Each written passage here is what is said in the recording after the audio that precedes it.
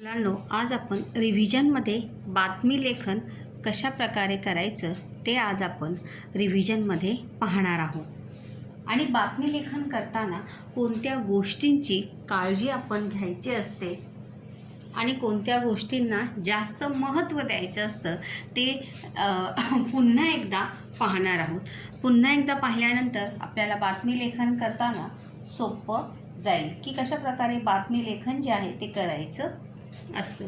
पहिल्या बातमी तयार करण्याची निकष म्हणजे नियम. कोणती गोष्टी आपण बातमी तयार करताना लक्षात घेणे गरजेचं आहे. तर सर्वात महत्त्वाचं ते म्हणजे शीर्षक. आपण ज्यावेळी शीर्षक म्हणजे बातमीचा मथळा, त्याला इंग्लिशमध्ये म्हणतात हेडलाईन्स. काय म्हणतात इंग्लिशमध्ये त्याला?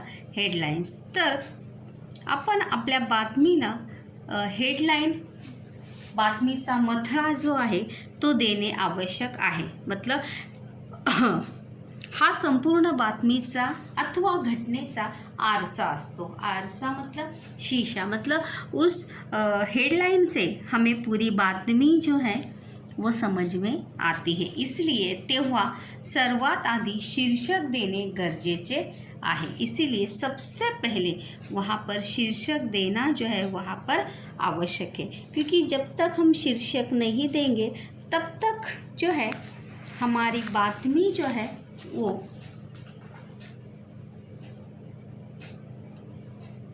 अर्थपूर्ण नहीं होती. क्योंकि कुछ लोग जो है हेडलाइंस ही पढ़ते हैं और हेडलाइन पढ़कर उन्हें पूरी बातमी जो है वो समझ में आती है. इसलिए शीर्षक ही बातमीची ओळख असते, उसकी पहचान होती है. इसीलिए सबसे पहले हमें विषय के अनुरूप जो है अपनी न्यूज़ को, आपल्या बातमीला काय द्यायचं आहे? शीर्षक द्यायचं आहे. सबसे पहले उसे हमें टाइटल देना है, हेडलाइन देना है. टाइटल से भी ज़्यादा योग्य शब्द आहे हेडलाइन.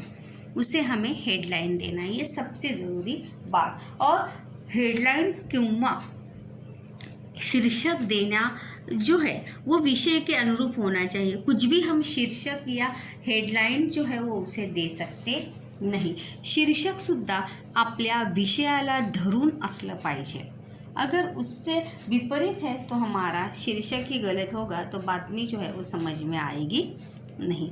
त्यानंतर दुसरं जे आहे ते आहे बातमीमध्ये दिनांक, स्थळ, कालावधी म्हणजे वेळ तसेच संबंधित व्यक्ति यांचा अचूक उल्लेख असावा.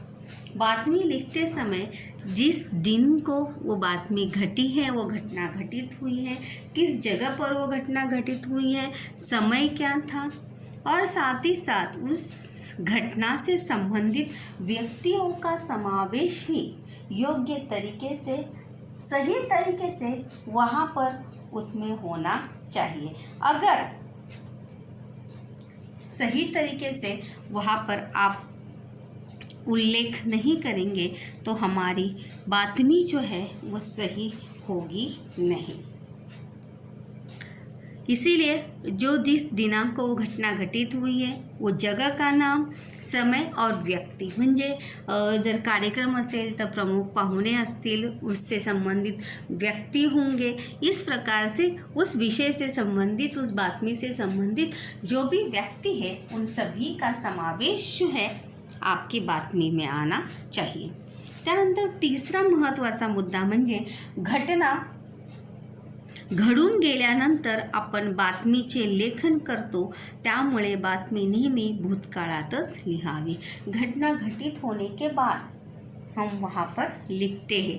इसीलिए बातमी लेखन जो है वो कौन से टेंस में होना चाहिए? पास्ट टेंस में, भूतकाल में उसे लिखना है. क्योंकि वो घटना घटित होने के बाद हम उसका लेखन जो है वहाँ पर करते हैं. इसलिए वो हमेशा पास्ट टेंस में ही लिखनी है. त्यानंतर लोकांच्या भावना दुखावतील अशी वाक्ये किंवा शब्दांचा उपयोग बातमीत करू नहीं. लोगों की भावनाओं को ठेस पहुंचेगी, लोगों के मन को तकलीफ होगी, ऐसे शब्द, ऐसे वाक्य जो है वो हमारी बातमी में होने नहीं चाहिए. त्यानंतर बातमी लिहिताना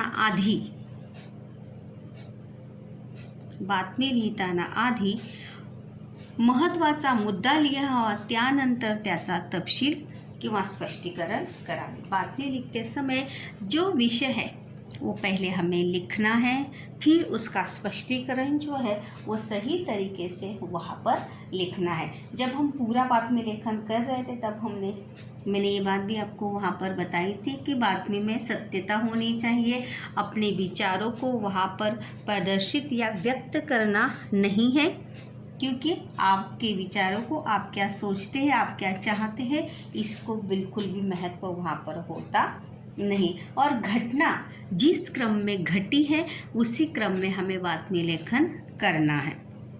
मतलब कार्यक्रम की शुरुआत, कार्यक्रम का मध्य और कार्यक्रम का अंत जो है वो सही रूप से, सही तरीके से हमें वहाँ पर लिखना है, क्योंकि वो जिस तरीके से हम लिखते हैं उसी के ऊपर हमारा पूरा बातमी लेखन जो है वो वहाँ पर निर्धारित होता है। यहाँ पर देखिए, मैं आपको फिर से एक बार वहाँ पर प्रारूप जो है आपको एक्सप्लेन यहाँ पर कर रही हूँ। सबसे है देखो, मैंने यहाँ पर हेडिंग भी दिया है, बातमीचा नमूना। नमूना यानी सैंपल, किस प्रकार से बातमी लिखेंगे। जब आप उस बातमी लेखनचा प्रश्न अपन जब आप हल करेंगे तो सबसे पहले वहाँ पर क्या देना है, शीर्षक यानी हेडलाइन देना है। और हेडलाइन जो है वहाँ पर आपके विषय के अनुरूप ही वहाँ पर हेडलाइन वहाँ पर होना चाहिए। त्यानंतर वो लिखने के बाद वहाँ पर नीचे आपको लिखना है, बीच में ही देखिए सेंटर में जैसे मैंने लिखा है, आमच्या प्रतिनिधीकडून ऑब्लिक वार्ताहराकडून, ये भी वहाँ पर लिखना है। फिर स्थल जैसे मुंबई डैश दिनांक 28 दिसंबर, और फिर उसी के बाद से तुरंत वहाँ पर फर्स्ट पैराग्राफ शुरुआत करनी है हमें। फर्स्ट पैराग्राफ में आप क्या लिखेंगे कि दिलेल्या विषयाची ओळख करून देणे। जो विषय आपको प्रश्न में दिया है त्याची उसकी पहचान जो है हमें इन शॉर्ट में वहाँ पर आपको कर देनी है। म्हणजे जो विषय असेल, कोणताही विषय असेल, कार्यक्रम असेल, घटना असेल, उसकी थोड़ी सी पहचान जो है, स्पष्टीकरण जो है आपको फर्स्ट पैराग्राफ में करना है। उसके बाद यहाँ पर सेकंड पैराग्राफ में दिलेल्या विषयाचे विस्तार में वहाँ पर स्पष्टीकरण करना है। म्हणजेच कार्यक्रम कसा झाला, कोणते कोणते कार्यक्रम होते याचे स्पष्टीकरण करने। मतलब कार्यक्रम कैसे हुआ, घटना कैसे घटित हुई, क्या हुआ, कैसे हुआ, ये पूरा स्पष्टीकरण जो है आपको सेकंड पैराग्राफ में वहाँ पर करना है। पूरा स्पष्टीकरण तुम्हाला सेकंड परिच्छेदात करायचं आहे। त्यानंतर थर्ड पॅरेग्राफमध्ये बघा, सर्वात शेवटी कार्यक्रमाचा समारोप कशा प्रकारे झाला याचं स्पष्टीकरण करायचं आहे। सबसे अंत में कार्यक्रम का समारोप किस प्रकार से हुआ, इसका स्पष्टीकरण जो है वहाँ पर आपको करना आवश्यक है। म्हणजे अध्यक्षांचं आभार मानलं या किस प्रकार से लोगों को जागरूक किया गया, मतलब जैसे विषय के अनुरूप ही आपको वहाँ पर उसका स्पष्टीकरण जो है अंतिम में करना आवश्यक है। तो बातें याद रखिए, शीर्षक, त्यानंतर आमच्या प्रतिनिधीकडून, स्थळ, दिनांक, फर्स्ट पैराग्राफ, सेकंड पैराग्राफ और थर्ड पैराग्राफ। और बातमी लेखन में स्थल, काल, दिनांक और व्यक्ति, इनका समावेश जो है आपकी बातमी में अवश्य होना आवश्यक है। अगर आपकी बातमी में उसका समावेश नहीं है तो आपकी बातमी जो है वो कदापि भी अर्थपूर्ण जो है वो वहाँ पर हो सकती नहीं। त्यासाठी बातमी लेखनात संपूर्ण गोष्टींचा समावेश करणं आवश्यक आहे। अभी मैं आपको एक प्रश्न जो है यहाँ पर एक्सप्लेन यहाँ पर करना चाहती हूँ। देखिए प्रश्न आहे, पुढील मुद्दे वाचा व त्याखालील कृती सोडवा। ये बातमी लेखन का प्रश्न जो है यहाँ पर दिया गया है। देखिए, आदर्श विद्यालय ये शाळेचं नाव आहे. यहाँ पर ये कार्यक्रम झालेला आहे. रविनगर गडचिरोली ये जगह का नाम है. त्यानंतर 28 फेब्रुवारीला हा कार्यक्रम झालेला आहे. कधी झालेला आहे? 28 फेब्रुवारी. और जैसे कि मैंने आपको बताया कि कार्यक्रम होने के बाद 2 दिन या 1 दिन के डेट जो है आप वहाँ पर डाल सकते हैं. जैसे 28 फरवरी, 29 फरवरी बहुत रेयरेस्ट में आता है, तो आप 1 मार्च वहाँ पर लिख सकते हैं. उसकी पहले की डेट नहीं, बाद में. यहाँ पर समय दिया है सकाळी 8 ते संध्याकाळी 5. कार्यक्रम काय आहे? विज्ञान दिन सोहळा. काय आहे? विज्ञान दिन सोहळा. त्यानंतर बघा, विज्ञान दिनानिमित्त वैज्ञानिक साहित्य प्रदर्शनाचे आयोजन. म्हणजे आदर्श विद्यालयामध्ये विज्ञान दिन सोहळा साजरा करण्यात आला आणि त्या विज्ञान दिन सोहळ्यामध्ये वहाँ पर वैज्ञानिक साहित्य का प्रदर्शन का आयोजन जो है वहाँ पर किया गया. वैज्ञानिक जो साहित्य है उसका प्रदर्शन ही जो है वहाँ पर आयोजित की गई थी. और अभी यहाँ पर उद्घाटक यानी इनॉग्रेशन जो है वो किसने किया था? डॉक्टर श्री विजय आफळे, ये इनका नाम है, जो ये प्रमुख अतिथि के तौर पे वहाँ पर आए थे. प्राणी शास्त्र विभाग प्रमुख, सिटी कॉलेज गडचिरोली, यहाँ के थे वो. शाळेतील सर्व विद्यार्थ्यांनी प्रदर्शनास भेट दिली. अभी यहाँ पर देखिए, अपन याला नाव काय देणार आहोत? हेडलाईन हम यहाँ पर क्या देंगे? वैज्ञानिक साहित्याची मेजवानी किंवा वैज्ञानिक साहित्याची मेजवानी. मेजवानी यानी हर तरह का वैज्ञानिक साहित्य जो है वहाँ पर आपको मिल सकता है, किंवा वैज्ञानिक साहित्याची अमूल्य भेट. इस प्रकार से आप उसको नाम दे सकते हैं. उसके बाद आमच्या प्रतिनिधीकडून लिहा, वार्ताहराकडून लिहा. स्थळ क्या आएगा? गडचिरोली ही वहाँ पर लिखना है. त्यानंतर दिनांक 1 मार्च लिखिए, वहाँ पर दिनांक 1 मार्च लिहा. त्यानंतर फर्स्ट पॅरेग्राफमध्ये गडचिरोली येथील आदर्श विद्यालयामध्ये कशा प्रकारे विज्ञान दिनानिमित्त वैज्ञानिक साहित्य प्रदर्शनाचे आयोजन करण्यात आले होते आणि त्या प्रदर्शनासाठी उद्घाटक म्हणून प्राणीशास्त्र विभागाचे सिटी कॉलेजचे जे विभाग प्रमुख आहेत डॉक्टर श्री विजय आफळे यांना आमंत्रित करण्यात आले होते. ये फर्स्ट पैराग्राफ में आप लिखिए. शाळेच्या मुख्याध्यापकांनी उद्घाटक भी आप बोल सकते, अध्यक्ष भी वही थे और उद्घाटक भी वही थे. तो वहाँ पर मुख्याध्यापकांनी त्यांचे पुष्पगुच्छ देऊन यांचे स्वागत केले. त्यानंतर विज्ञान प्रदर्शन पाहण्यासाठी विविध शाळेतील मुलं आली होती. विज्ञान साहित्य प्रदर्शनामध्ये त्याच शाळेतील मुलांनी किंवा विद्यार्थ्यांनी तयार केलेले विविध मॉडेल्स, विविध उपकरणे ठेवण्यात आली होती आणि ती उपकरणं किंवा ती विविध वैज्ञानिक साहित्य पाहून मुलांचा वैज्ञानिक दृष्टिकोन कशा प्रकारे आहे याची प्रचिती जी आहे सर्वांना येत होती.